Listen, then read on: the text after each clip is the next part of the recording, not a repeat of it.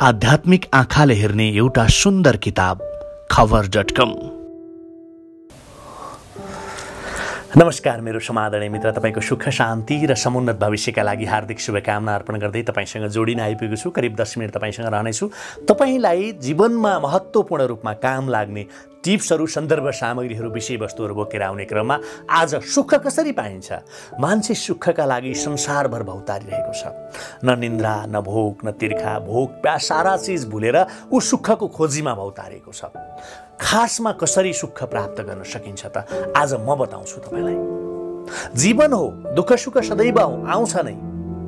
तपाई ध्यान दिनुहोला, जीवनमा दुःख सुख नआउने भन्ने कुरा हुँदैन, दुवै आउँछन्। यसबाट कोही पनि बच्न सक्दैन, कोही पनि टाढा रहन सक्दैन। सुख र दुःख जीवनका समान हिस्सा हुन् मेरो समादरणीय मित्र, एकपछि अर्को आइरहन्छ। सुख सधैँ रहिरहँदैन, जति साधन सम्पन्न भए पनि दुःख पनि सधैँ एकनाश भइरहँदैन मेरो समादरणीय मित्र। प्रकृति यसमा अपवाद बन्न कहिल्यै पनि सक्दैन। के हो त सुख र दुःख? मनुष्यका लागि यो परिस्थितिको परिवर्तन मात्र हो। सही तरिकाले विचार गरी हेर्ने हो भने परिस्थिति पनि हाम्रो सुख दुःखको कारण होइन। वास्तवमा यसको मूल कारण मानिसको मनको के हो? स्थिति हो।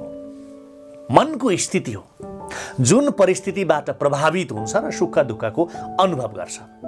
एउटै परिस्थितिमा कोही मान्छे खुसी भइरहेको हुन्छ भने कोही मान्छे दुखी भइरहेको हुन्छ। किन त? परिस्थिति स्वयं सुख दुःखको कारण हो मेरो समादरणीय मित्र। भने एउटै परिस्थितिमा उही व्यक्ति सधैँ सुखी वा दुखी हुनुपर्ने हो। यस्तो किन भएको त? भने सुख दुःख परिस्थिति जन्य नभएर मनोजन्य भएर भएको हो। त्यसैले मनुष्यले आफू पनि किन सुखी या दुखी भएको हो भन्ने खोज आफ्नै अन्तस्करणबाट गर्नुपर्छ। आफूबाट, आफ्नै अन्तर्मनबाट, अन्तस्करणबाट गर्नुपर्छ। सुखमा परिस्थितिलाई धन्यवाद दिने र दुःखमा दोष दिने प्रवृत्ति आफैमा दोषपूर्ण छ। किनकि आफ्नै अन्तस्करणबाट सुखको सुरुवात भएको छ, आफ्नै अन्तस्करणबाटै दुःखको सुरुवात भएको छ। यो अल्पज्ञताको परिचय हो मेरो समादरणीय मित्र। मनुष्यले कहिल्यै दुःखको कामना गर्दैन, सधैँ सुखकै कामना गर्छ। मैले दुःख पाऊँ भनेर कसैले प्रार्थना गर्छ त भगवानसँग? कसैले चाहना गर्छ त मैले दुःख पाऊँ भनेर? गर्दैन। सधैँ सुखकै कामना र चाहना गर्छ। यस्तो चाहना राख्ने परिस्थिति भन्दा पनि आफ्नो मनको स्थितिमा पुरापुर ध्यान दिनुपर्छ मेरो समादरणीय मित्र। उसले ईर्ष्या, द्वेष, चिन्ता, लोभ वा असन्तोषबाट आफूलाई टाढै राख्नुपर्छ। यस्ता व्यक्ति निर्मल र पवित्र हुन्छन्। मन प्रसन्न छ भने संसारका सबै वस्तु देखेर प्रफुल्लित होइन्छ। सुख नै सुखको अनुभव हुन्छ यदि मन प्रफुल्लित छ भने। यहाँ परिस्थितिको सम्बन्ध रहँदैन। सुखी हुनमा प्रसन्न चित्तको मानिसले परिस्थिति अनुकूल बनाउन प्रयत्न गर्छ, सङ्घर्ष गर्छ, पसिना बगाउँछ, मूल्य चुकाउँछ, कष्ट उठाउँछ, तर पनि ऊ दुखी हुँदैन। यी सबै कार्यहरू ऊ खुसी हुँदै, खुसी खुसी हाँस्दै सम्पन्न गर्छ। असफलतामा पनि हाँस्न सक्छ मेरो समादरणीय मित्र। सफलतालाई स्वागत गर्छ र सङ्घर्षमा सुखको अनुभव गर्छ। जीवनका विविध उपलब्धिहरूले उसको सुखमा अरू प्रसन्नता थपिदिन्छ। सुख मात्र खोज्ने र दुःखदेखि डराउने व्यक्ति स्वार्थी हुन्छ र साथै डर छेरुवा पनि हुन्छ। भए त जीवनको कलङ्क हो। जीवनको सङ्घर्षबाट यी निकै टाढा टाढा भाग्छन्। ठुला र महत्त्वपूर्ण कार्य यिनीहरूबाट सम्भव कहिल्यै पनि हुँदैन। दुःखसँग डराउनेहरू, दुःखसँग भाग्नेहरूबाट र सामान्य जीवनयापन गर्ने हिम्मत पनि रहँदैन यस्ता व्यक्तिहरूसँग। संसारमा सधैँ एकनाश सुखी भएको मानिस कोही पनि भेटिँदैन। तपाईँले कहिले देख्नु भएको छ र? सधैँभरि सुख मात्रै, उसको जीवनमा सुख मात्रै भएको कोही देख्नु भएको छ तपाईँले? चाहे संसारका बहुतै ठुला शक्तिशाली भनेका व्यक्तिहरू किन नहुन्, उनीहरूको पछाडि पनि, उनीहरूको जीवनमा पनि दुःखको बाटो हुन्छ, सङ्घर्षको बाटो हुन्छ, कष्टको बाटो हुन्छ। राजादेखि रङ्क, पहलमानदेखि दुर्बल, बुद्धिमानदेखि बुद्धसम्मले सुख र दुःखका पीडा भोगेका हुन्छन्। कहिले शारीरिक कष्ट भएका हुन्छन् त कहिले मानसिक कष्ट भएका हुन्छन्, कहिले शारीरिक दुःख भएका हुन्छन् त कहिले मानसिक दुःख भएका हुन्छन्। त्यसैले कठिनाई आइपर्यो भनेर निराश, चिन्तित र क्षुब्ध हुन आवश्यक हुँदैन मेरो समादरणीय मित्र। हामी असामान्य प्रति हठी र दुराग्रही हुनु हुँदैन। जे अवस्था छ त्यसैलाई स्वीकार गर्न सक्नुपर्छ।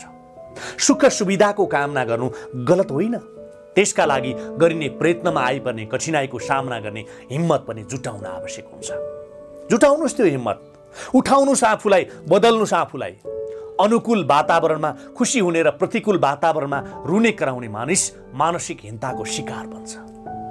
त्यो मानसिक हिंसाको शिकार तपाईँ नबन्नुहोस्। चिन्तित र निराश मन भएका व्यक्ति पुरुषार्थको योग्य हुँदैनन्। हामीले बुझ्नुपर्ने कुरा के छ भने मेरो समादरणीय मित्र, कठिनाइहरू स्वयं कष्ट लिएर आएका हुँदैनन्। यसले मानसिक प्रसन्नता, आशा र उत्साह पनि लिएर आएका हुन्छन्। प्रसन्नता, आशा र उत्साहलाई जगाइराख्नुपर्छ। यो निस्तेज भयो भने मनमा अन्धकार छोप्न थाल्छ, त्यही अन्धकारले छोप्न र ढाक्न थाल्छ अनि निराशा, क्षोभ, भय र असन्तोष जस्ता अशुभ भावनाहरूले दुःख दिन थाल्छन्। हामीले त्यही कष्टलाई मात्रै, दुःखलाई मात्रै देख्छौँ, तर त्यहाँभित्रको आशा, त्यहाँभित्रको खुसी र प्रसन्नतालाई कहिल्यै पनि खोज्ने जमर्को गर्दैनौँ। त्यसैले हामी पछाडि परेका छौँ, त्यसैले हामी त्यही क्षोभभित्र हराइरहेका छौँ। आशा र उत्साह मनुष्य जीवनका दुई प्राथमिक आधार हुन् मेरो समादरणीय मित्र। बुद्धिमान व्यक्तिले आशा र उत्साहलाई मन्द हुन दिँदैन। तपाईँ पनि त्यही बुद्धिमान व्यक्ति कहलिनुहोस्, त्यही बुद्धिमान व्यक्ति बन्ने प्रयत्न र प्रयास आजबाटै गर्नुहोस्, जसले आशा र उत्साहलाई कहिल्यै पनि मन्द हुन दिँदैन।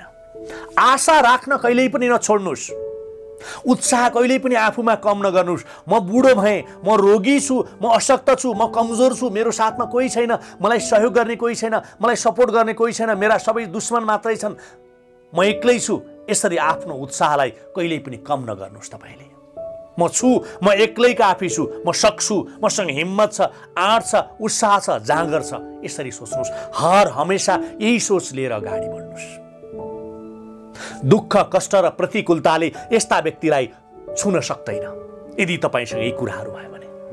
दुःख क्लेशले त्यस्तालाई छुन्छ जो कर्तव्य नगरी तमासे भएर बसिरहन्छ, जो तमासा हेर्छ, अरूको कुरा काट्छ, फलानोले ओहो कसरी गर्यो, कतै फटाई गर्यो कि कतै ठग्यो कि छल्यो कि,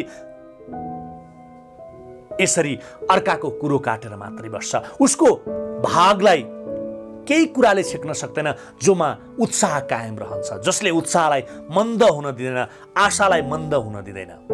दुःख क्लेशले त्यस्तालाई छुन्छ जो कर्तव्य नगरी तमासे भएर बसिरहन्छ। कर्तव्यशील व्यक्ति त्यस्ता कठिनाइलाई उछिनेर अगाडि बढ्छ मेरो समादरणीय मित्र। आशा र उत्साहको शक्ति अपरिमित छ भनेर बुझ्नुहोस् तपाईँले।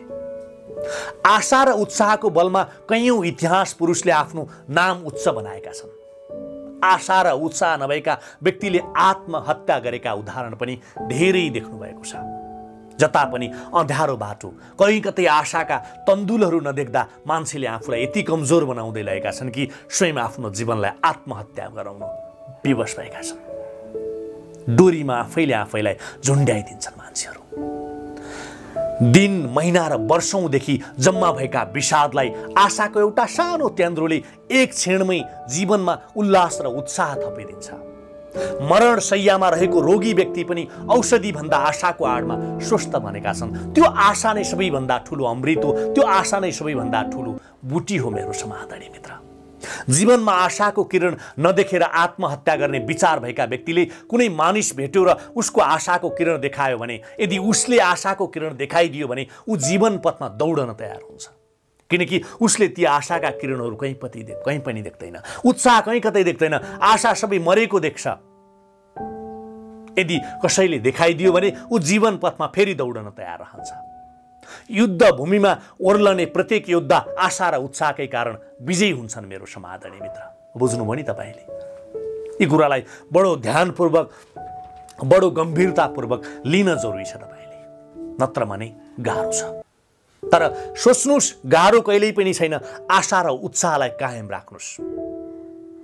कहिलेकाहीँ जीवनमा यस्तो परिस्थिति पनि आउँछ, जीवनका हरेक क्षेत्र निराश, कठिन र आपत्तिले भरिएको देखिन्छ।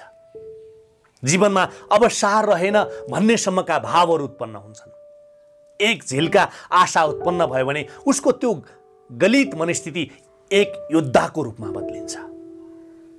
आशा र उत्साह कतैबाट ल्याउनु पर्ने चिज होइन। फेरि मैले कहाँबाट ल्याउँ त्यो आशा र उत्साह तपाईँले भन्नुहोला, तपाईँले प्रश्न गर्नुहोला। फेरि यी दुवै हाम्रै अन्तस्करणमा विद्यमान छन्। आवश्यक परेको बेलामा जगाउन भने आवश्यक छ। हामीले आवश्यक पर्दा जगाउन सक्दैनौँ, त्यसैले बिग्रिरहेको छ सब। जीवनको कठिनाई र आपत्तिबाट डराएर आफ्ना ती अन्तरङ्ग मित्रहरूलाई बिर्सनु वा यसको साथ छोड्नु महामूर्खता हो। त्यो महामूर्खले गर्ने काम हो। यसो गर्नुको अर्थ तपाईँ आफ्ना दुर्दिनहरूलाई स्थायी निवास दिइरहनु भएको छ। यसो गर्नुको मतलब तपाईँले आफ्ना दुर्दिनहरूलाई साँच्चीकै स्थायी निवास दिइरहनु भएको छ। जस्तो सुकै अन्धकार किन होस्, जस्तो सुकै प्रतिकूल अवस्था होस् वा कठिनाई होस्, आफ्ना उत्साह र आशालाई कहिल्यै पनि नबिर्सनुहोस्। कठिनाईले तपाईँलाई छुन पनि सक्दैन मेरो समादरणीय मित्र। सुखको कामना गर्नुहोस्, तर दुःखबाट नडराउनुहोस्। आशा र उत्साहको बलमा त्यसलाई जितेर सुखमा परिणत गर्नुहोस्। चिर प्रसन्न, आशान्वित र उत्साहित हुनुहोस्। सुखको याचना गरिरहनु पर्दैन, सुख मागिरहनु पर्दैन, सुखको कल्पना गरिरहनु पर्दैन। त्यो स्वयं ढोकाको पाले झैँ तपाईँको जीवनको ढोकामा तपाईँको स्वागतमा उभिरहेको हुनेछ। All the best for your life. सर्वे भवन्तु सुखिनः। आध्यात्मिक आँखाले हेर्ने एउटा सुन्दर किताब खबर.com।